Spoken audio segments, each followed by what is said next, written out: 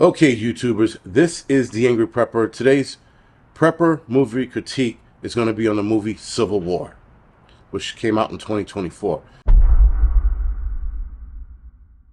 Now, the movie stars Kirsten Dunst, Wagner Moreau, Kaylee Spaney, Stephen McKinley Henderson, Nick Offerman as the President of the United States, and Alex Garland was the director of the movie. Now, Alex Garland, some of you might remember him. He did Ex Machina, and he also did Annihilation, which was another good movie, by the way. Both of those were really good movies. That's why I went to see this, because he directed it. So, and then the synopsis of the movie sort of got me as well. So the synopsis of the movie, and before I get to that, there might be some spoiler alerts. There might be some spoiler alerts. I'm going to try my best not to give anything away as far as action scenes go, and where it ends, but I'm going to do my best to stay away from that. But anyway, synopsis of the movie. A bunch of journalists, mainly photojournalists, are traveling to Washington, D.C. from New York, and they take the long path, by the way, from New York to interview the President of the United States as this siege is going on in the country, or as the second Civil War is going on in this country. So before the Western Front makes the push into Washington, D.C., the Western Front being sort of like the South, if you will, or maybe the North. I'm not even sure who they were. But anyway, before the Western Front makes the push into D.C., these journalists want to go there and interview the President of the United States. Now, while they're traveling down there, obviously, as a former journalist, you need to be taking pictures the entire route down there, and that's what pretty much happens. Now, when I said they took the long route, they went from New York, I think, through PA, into West Virginia, back around into Maryland, into D.C. They made a loop around because there was multiple roadblocks, as they discussed in the movie, or multiple situations between D.C. and New York if you travel down 95. So they went the long route around. And as they go through the long route around, they experience a couple of roadblocks and legitimate roadblocks and legitimate situations that put them on pause and even have them questioning why they're doing this. Photojournalism, that is. So now, this movie, guys, is not a prepper movie per se. So if you're going there to look at this from a prepper aspect, there's not a lot of prepping scenarios being spoken about. They don't really dive into what set off the war, though you come to your own conclusions. They don't dive into the refugee camps. They drive into a refugee camp, but they don't really dive into why that's there. And if they did, I might have missed that when I walked out to take a phone call. But they didn't really explain a lot. They just gave you how it might look if it went down. So, again, with all of that going on, as you watch the movie, if you are a photographer or a journalist, you're going to get a real good kick out of this movie, especially the action sequence. The action sequence in the movies were really good.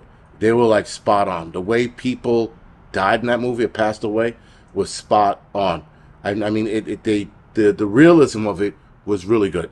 Now, there are scenes in the movie that sort of confused me because, again, I'm not a military guy. I have never seen war up close and personal other than TV. But there were things that just struck me as weird.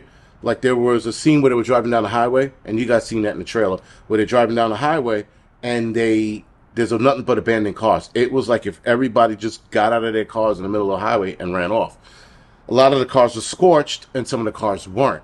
And it was an even mixture of them. So I don't know if they got bombed, and if they did, they were in too good of a shape to have gotten bombed. But there was things like that went down, and I was like, that made no sense. So they mentioned the president bombing American citizens. They mentioned him disbanding the FBI. And they also mentioned him running for a third term, which he probably would have done that if if the country went into martial law, and the Western Front, who's fighting for America, if you will, at least that's how they portrayed at the end. I guess they didn't like that, or because the Civil War went down, there was martial law, and of course, if there's martial law, the president gets to stay in the office until martial law is lifted, nationwide martial law is lifted, and then they resume presidency elections and shit like that. So anyway, these are the little things that you start noticing in little notes, and I have to watch the movie again because I sat there trying to listen to everything I could, and I still missed certain things. So again, Watching this movie from a prepper aspect is really hard. The dystopian feel of the movie was really good. It was about as realistic as it can get without it being in complete chaos like Mad Max. And it was about as realistic as it can get. And they did their research on this as far as the realism goes.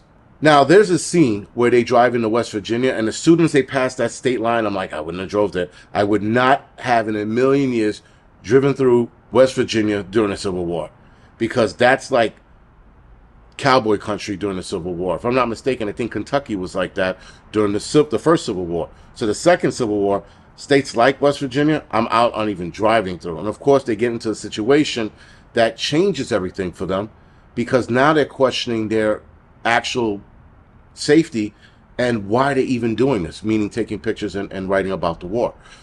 So, of course, now they get to D.C. I'm not going to get into exactly what goes down.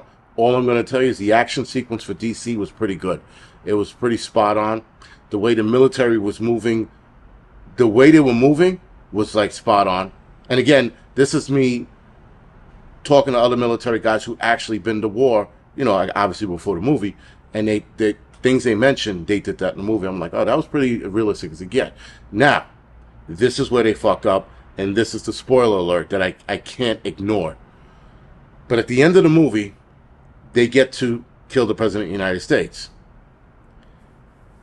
That was a big, big fuck up in the movie. That was by far the biggest fuck up in the movie. The movie was moving along well. It was trucking along. You were like, all right, this is not bad. And then they get to that last scene, and I had a subscriber email me right before I went to see the movie, and he said something about the president being in the wrong spot. And I'm like, what does he mean by that? As soon as they went into the White House, I was like, motherfuckers, he better not be. And of course, he was topside. He wasn't in the stronghold. He wasn't in the bunker. He was topside. When they breached D.C., he should have been out of there. But instead, for some reason or another, and I equate this to lazy writing, some reason or another, he was still in the White House, and he was still topside. He wasn't even in the bunker in the White House. So that part made no sense. And then, of course, something else happens, and you're like, what the fuck, dude? Seriously? You were doing so nicely. We were cruising along. We were friends. We were having a good time. And then they did the lazy writing at the end. And it was just the worst. They were like two predictable things that happened at the end. You were just like, all right, enough. And then the movie ended and the credits rolled, and I was like, what the fuck? It was doing good. And then they shit it all over it in the end. But anyway, still a good watch, still entertaining, besides the last 5 minutes of the movie. Now, of course, guys, the one thing I found interesting in the movie, and they made it a point in the movie to mention it towards the end, that is, was the kill order.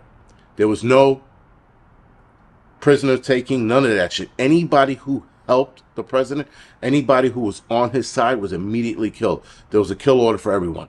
And I thought that was pretty interesting. There was no negotiating, like zero. And you're going to see a scene where you were like, holy shit, zero negotiation. So the movie, again, it did well, like right up until the end. Right up until like for some weird, that scenario of the president still being topside at that point in the fight, or that point in the war, was highly unlikely. I mean, like, it was not even fantasy. You couldn't even, a small retarded child could have seen past that scene and never wrote a scene like that. That's how bad it was. And when you guys do see the ending of it, you're going to be like, what the fuck was that? Seriously? We got lazy in the last fucking hour of the movie? Anyway, still a decent watch. Movie was good. Overall, it was a good movie. It wasn't prepper related. So again, if you're looking for prepper aspects of it, don't see the movie. If you like the whole photography and photojournalism, great movie to watch. If you're looking to just watch something entertaining, to just lose your mind, lose yourself in, that's a good movie to watch. Other than that, guys, this is the Angry Prepper. Thank you for watching.